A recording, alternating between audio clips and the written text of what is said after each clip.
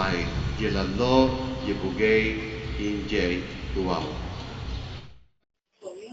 On this 25th day of April 2010 at 2 p.m.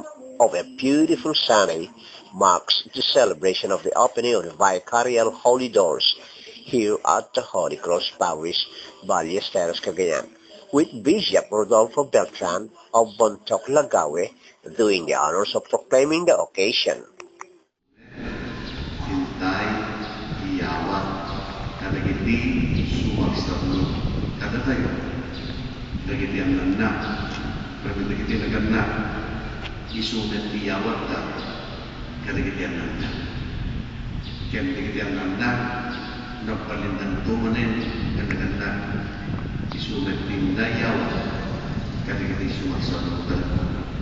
Paskon, siya, Obispo, Bontoc, Lagawe, kaya hindi tarindenta, itidalan, kaya kung makita tinagagado, natatang magtrabaho, at pagkat na iba to, nagsla siya, naglilinyada, yaikit, yung muna, iyawat na Iswarno, iyawat na tuwanan Iswarno, naging ganan na yung ba to, makadaan, hindi ka pag-impesugan na, natatang ba to. Kasi ang antipamiyari ka kakapsa, hindi pamahal. May awat, may sumarong. Tatlo, maligig, ang naet, yan ang italinay. Kada tayo, yan kini puspos tayo. Kakapsa, kit nangilang tayo kita na Domingo, it should be Good Shepherd Sunday.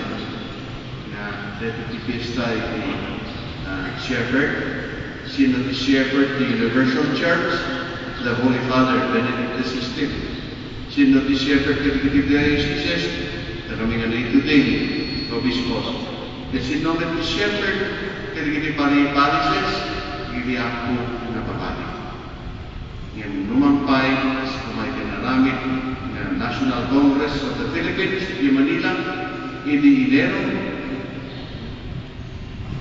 kaya nakatadong, hindi papani ni May.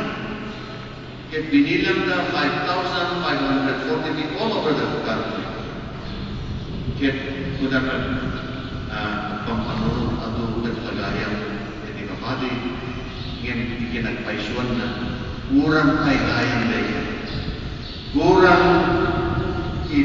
bilang, hindi kapagi, nagserbi, hindi sanctification. So the church still suffers in the dirt in terms of the number of Christians. Ngayon saan unay na pagdanagan din ang nakapsat? Because at this present age, you know, the commission, the power has also been given to the lady, to you, dear brothers and sisters. Babae ang nakabaling ni Kunya, inawat niyo.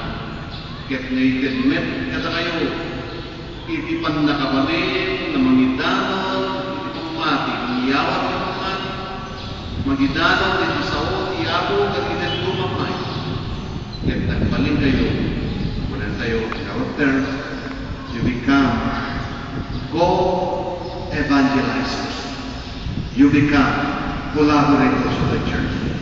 Yung kapunan nagda kayo, ang kanayo.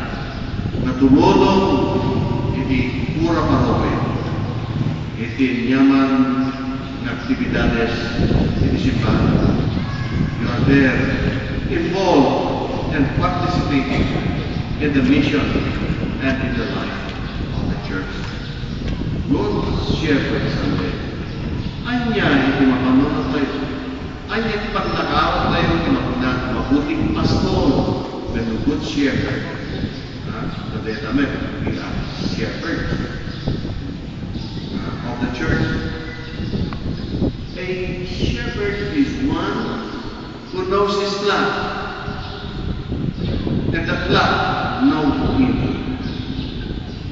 Amuna, kasi kami di mag-representa ni Jesus, the Good Shepherd. The Lord Jesus knows every one of us, and we know you also, just as you, that the gift that is given to you best.